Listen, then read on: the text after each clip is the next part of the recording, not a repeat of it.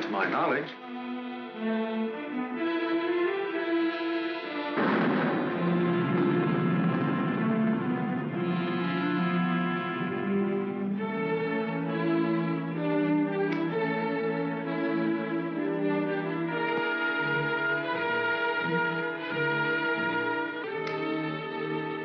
Walter. Hello.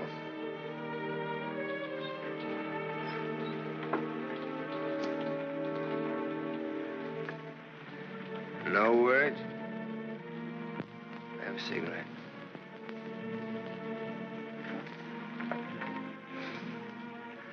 My lady's lips. I'll ring for some coffee for you. No, thank you. I'll have another drink. Walter. If there's to be a discussion, I'll need another drink. Otherwise, I shall neither hear nor be coherent when and if I reply to whatever it is you're about to say. Did you forget that you were supposed to speak tonight? I didn't forget. It's nice. Your room, I mean. It's been a long time since I've been here. Where were you? Getting drunk. Where? I'm still the people's choice. I did not make a public display of myself anywhere. You realize, of course, that you will one day, inevitably. Inevitably. It's your career, not mine. What's mine is yours. Don't you think I'm entitled to an explanation? What do you want me to say? I don't want to put words in your mouth. I'd prefer that you would. All right. When did you get drunk? Where did you get drunk? Why did you get drunk? Don't stand over me like that. I'm a sentimental man, Martha. I started to get dressed, and then I realized it was the 4th anniversary of my father's death. I thought it'd be nice if I went to the cemetery and laid a wreath of flowers on his grave. However, I never got there. Sentiment overwhelmed me. I stopped off to have a drink to his sainted memory. As I drank, I thought to myself, it's such a pity that my father isn't alive. To be able to see for himself all his dreams come true. The dreams he worked so hard for. His son, a famous man, married to a beautiful and wealthy woman. All right. Now tell me why you got drunk. Because I couldn't get up and speak before people. Walter, listen to me. What's done is done. The deed's done, not the thought. You've got a life to live. I don't know. I'm not sure. A brilliant career. My father always said that. Your father was right. He was never right about anything. From the day he walked in and found your aunt on the floor. I told you I never want that mentioned. The day he sat beside you in the courtroom. As I, the public prosecutor, demanded that the state take the life of a man for the brutal murder of Mrs. Ivers. And my father said nothing. I looked at him, but he said nothing. Your father was a realistic man. My father, may he rest in peace, was a greedy man. The man they executed was a criminal. If he hadn't hanged for that, he would have hanged for something else. A man was a man, and justice is justice. That's the way it is. I can't get up and speak before people. The words stick in my throat. I'd rather get drunk. I do get drunk. I did get drunk. Walter, dear, listen to me. If you carry a thing in your mind that makes you sick, I want you well. Tomorrow... It will be like today. You will leave on a trip for your health for a few weeks. Will you go with me? No. I'll stay here. And I'll stay here, too. What do you want to do? Give everything up? Is that what you want to do? You wouldn't let me do that, would you, Martha? Do you want to? I don't know, Martha. I ask myself that question all the time.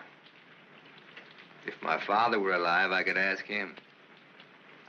Only I know what his answer would be. He'd say to me, keep what you have and make her live up to it. Make her live up to her bargain. That's what he'd say. I am living up to it, Walter.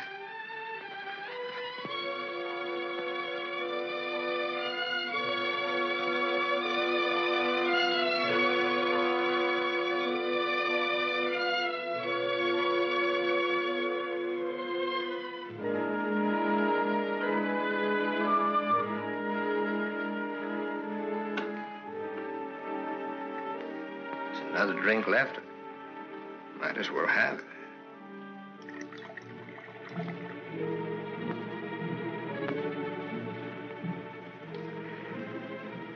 The bottle's empty now. Good night, Martha.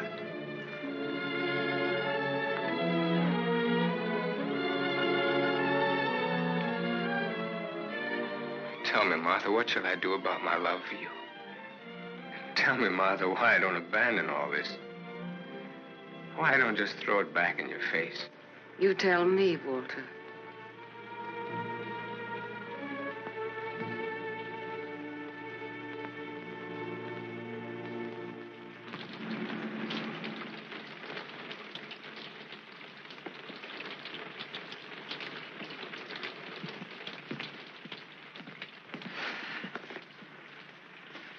Well, this is it. Not good, not bad.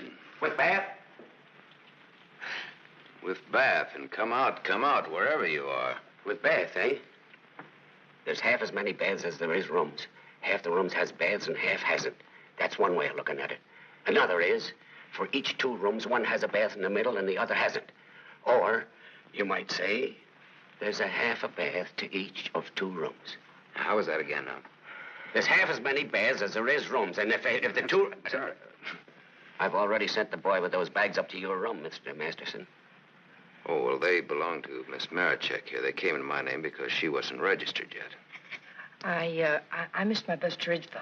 Oh, that's too bad.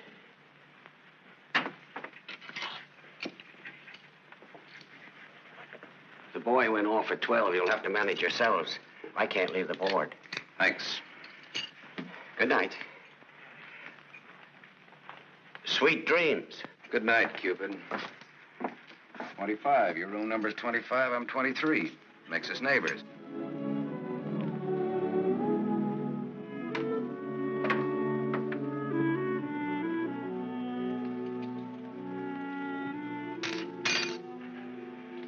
Why did you buy a ticket to Ridgeville if you didn't want to go back home?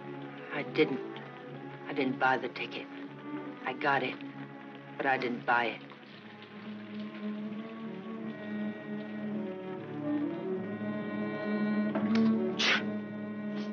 You all right? I'm a little cold, maybe. Better get out of those wet clothes.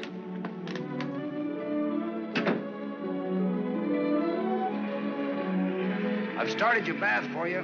Hurry up now, I'm next. Thanks.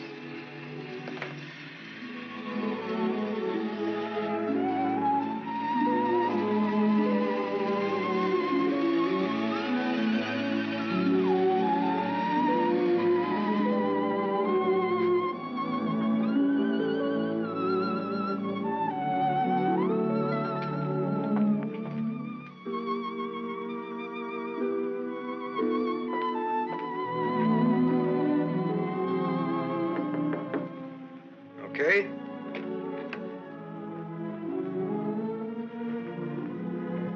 I'll loan you a book for a couple of cigarettes. If you don't mind what kind of a book it is.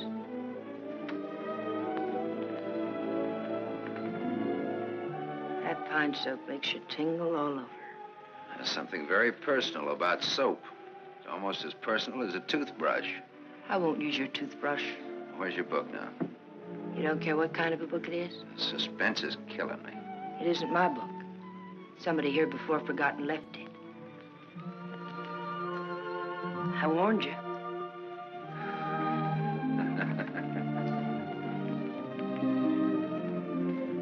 There's one in every room of the hotel. One in practically every room of every hotel in the world. It tells all about it there in the first page or so.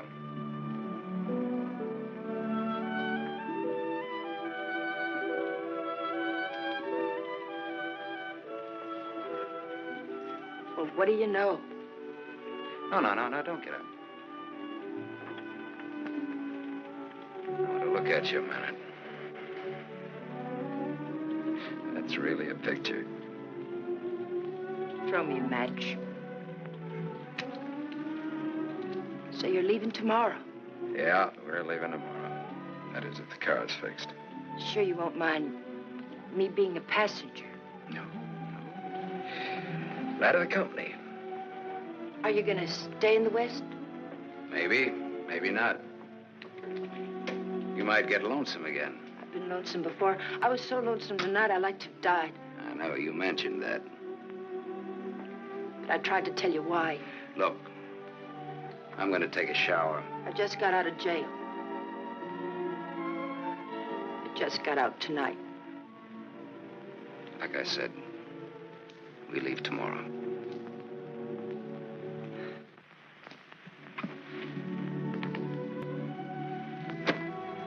I think you like that.